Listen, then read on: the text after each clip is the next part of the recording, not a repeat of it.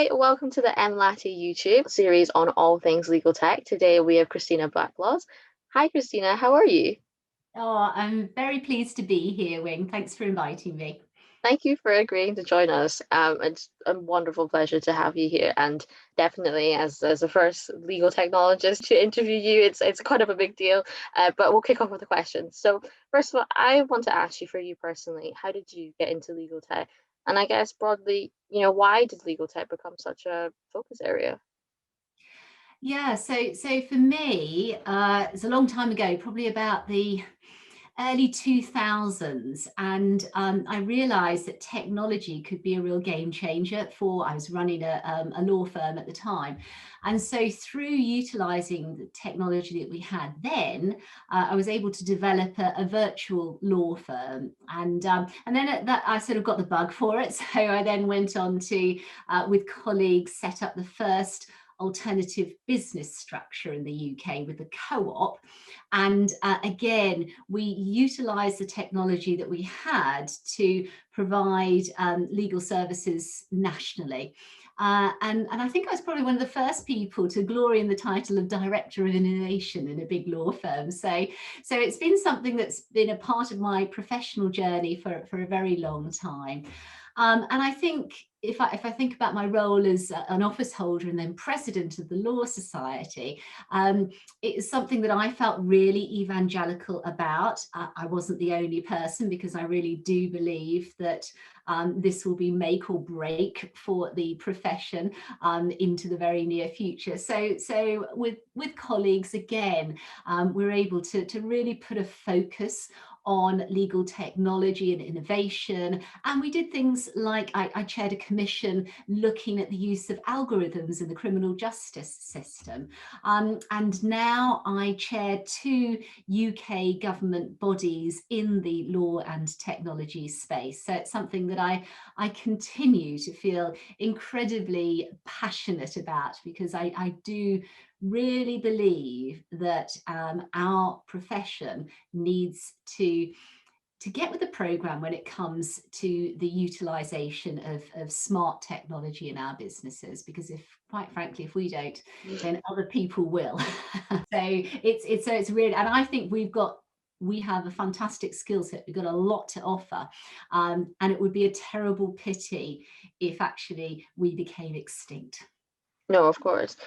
Actually, an interesting point you said was obviously you've noticed that legal tech has become such a big thing in our industry.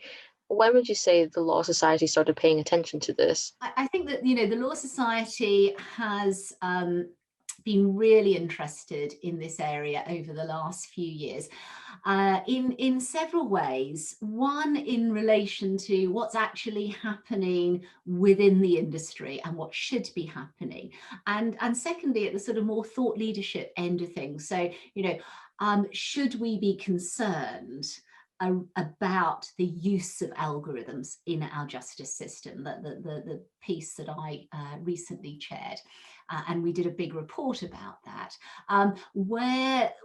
What's the intersect between ethics, professional obligations, and the use of technology? And where does the sort of regulatory piece lie with all of that? So there's some really fascinating and challenging questions, and the Law Society has done quite a bit of research about this as well. So there's some useful stuff out there that if people want to find out more, then that is readily available in the sort of thought leadership end, but also in the more practical. Okay, so what's out there? What do I need to consider? How do I start this journey? Based on what you said, how do you think legal tech can support access to justice?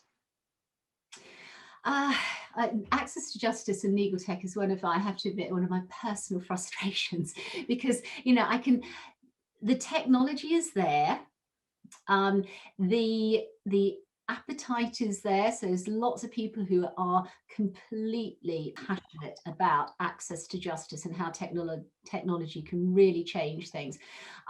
But the Law Society research that I mentioned, part of it was about adoption of technology in the industry.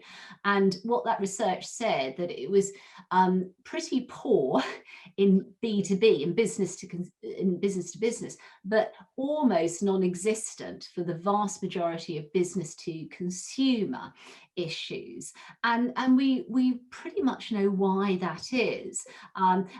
That's because there isn't the investment opportunities. So law firms that are engaged in access to justice don't have the sort of investment structure and the capital to be able to invest in a full-scale technological development. And so this is why I feel that that government needs to have some skin in the game here, because we need the systems, the infrastructure to be developed in order that law firms and law centres and not-for-profits and charities that are all involved in helping the poorest, the most disadvantaged in our society, can readily access and utilize those technologies to help and support them. And and that does get me very excited, because I think we could, with it may just be that we're talking about it, an enhanced chatbot in some circumstances, but we could not only help people, but actually start to harvest that data so that we can understand the underlying issues and problems, start to really get that big data insight, and hopefully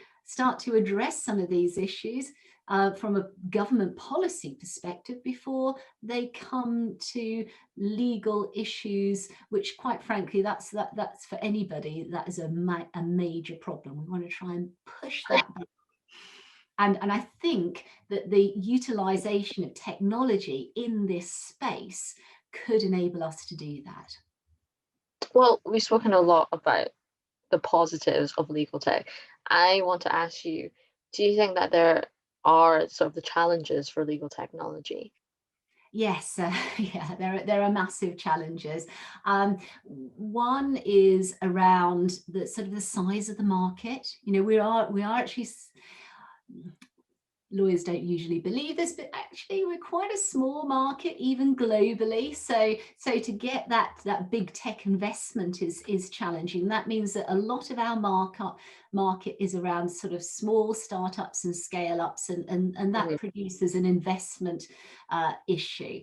When I look at the profession and the industry, then the research showed that there were real and significant barriers to adoption. Some of those are, again, structural. So that's things like the partnership model. It doesn't lend itself to investment in technology. The billable hours model doesn't do that either. But also some of it was cultural. So things like the key decision makers in a business lacking awareness and understanding, and therefore not being able to differentiate between what's sort of useful to them and what's noise, and because they don't feel confident about it, not being willing to invest in those technological advances. So there are a number of key challenges that we really do need to face into. I would say that actually none of them are insurmountable, and that there is, on the startup and scale up front, there's been quite a lot of not only collaboration but mergers and that sort of activity, platformization, so that things work together. All of this is rapidly developing. So I'm hopeful that actually the things will marry up, the technological solutions will become easier and cheaper, and perhaps even fewer of them, and that the law firm leaders, and I'm talking about in-house counsel as well, are able to inform and educate themselves so that they can make the right decisions for their businesses.